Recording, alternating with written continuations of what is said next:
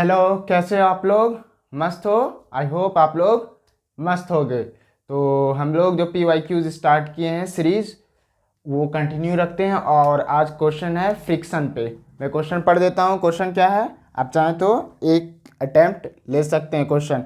और क्वेश्चन अभी recently JEE main 2023 में आया हुआ है। बोलते हैं a block of mass m slides down the plane incline at angle 30 degree with an acceleration g/4। यानी एक इंक्लाइन प्लेन है जो 30 डिग्री पे है। ओके, इंक्लाइन का एंगल 30 डिग्री गिवन है। m मास का ब्लॉक उस पर स्लाइड करता है। नो, आगे क्वेश्चन क्या है, the value of coefficient of kinetic friction. यानी कैनेटिक फ्रिक्शन का कोफिशिएंट का वैल्यू हम लोगों को फाइंड करना है। इजी क्वेश्चन है, आप लोग चाहें तो एक अटेम्प्ट ले सकते हैं खुद से। और ये क्वेश्चन अभी रिसेंटली जेईई मेन 2023 में आया हुआ है। मैं सॉल्व कर रहा हूँ यहाँ पे। जो हम सफ़र हम नहीं हैं तो यहीं पर छोड़ दो, रहने दो सारे बहाने, मुझे आकर बोल दो, हम खुद ही जुदा हो जाएंगे, हम खुद ही जुदा हो जाएंगे, कह दो प्यार नहीं। सॉल्यूशन, ओके, सॉल्यूशन हम लोग सॉल्व करते हैं। पहले फिगर एक ड्रॉ कर लेते हैं। क्या एक इंक्लाइंड है, ओके, एक इंक्लाइंड है,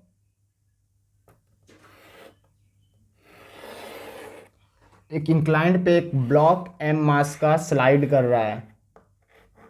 ओके, और इस ब्लॉक का एक्सेलरेशन हम लोगों को क्वेश्चन में गिवन था g/4। इट्स मीन जिधर ब्लॉक स्लाइड कर रहा है उस डायरेक्शन में एक्सेलरेशन गिवन है। कितना गिवन है? g/4। यहाँ पे लिख देता हूँ मैं, एक्सेलरेशन कितना गिवन है? g/4। ओके, तो हम लोग को कोफिशिएंट ऑफ कैनेटिक फ्रिक्शन निकालना है। तो कोफिशिएंट ऑफ कैनेटिक फ्रिक्शन यानी म्यू के निकालना है।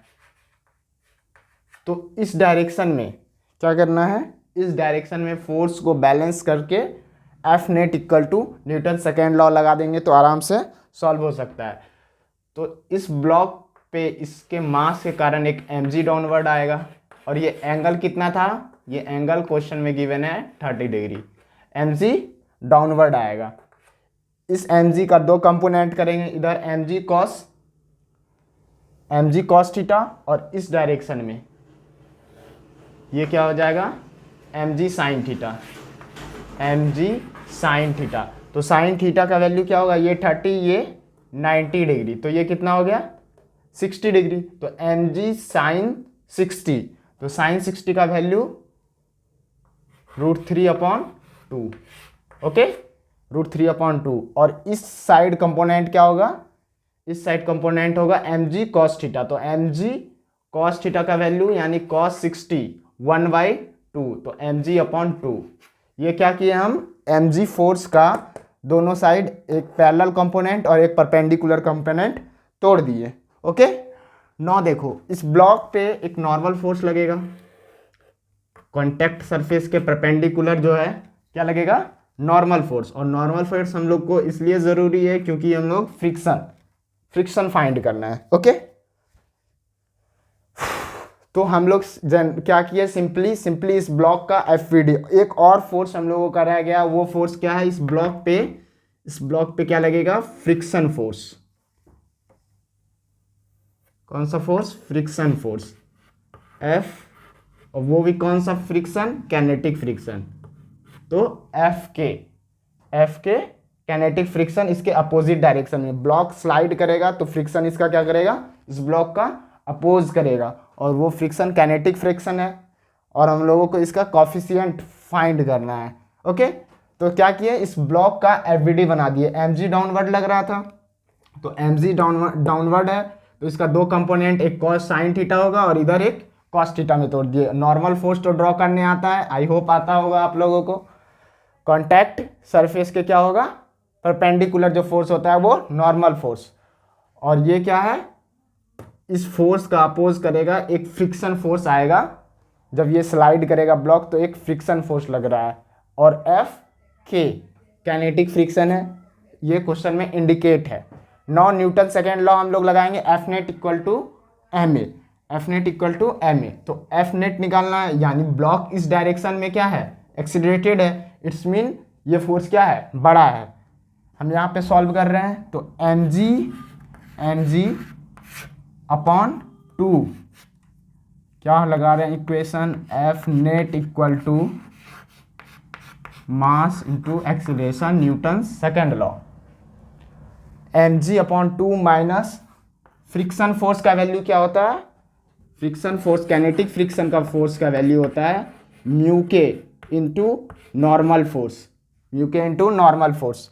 तो M G upon 2, okay, mu K का वैल्यू तो फाइंड करना है, mu K into normal force. तो नॉर्मल फोर्स क्या है, इस डायरेक्शन में, इस डायरेक्शन परपेंडिकुलर डायरेक्शन में, इस परपेंडिकुलर डायरेक्शन में तो ब्लॉक आगे या के मतलब ऊपर तो नहीं जा रहा है या नीचे तो नहीं जा रहा है, तो इस डायरेक्शन में फोर्स क्या है, बैलेंस है, यानी इसका एम जी √3/2 नॉर्मल फोर्स के इक्वल होगा। ओके, तो M G √3/2 equal to M A. एक सेकेंड, जस्ट अ सेकेंड, क्या था, M G upon 2 minus mu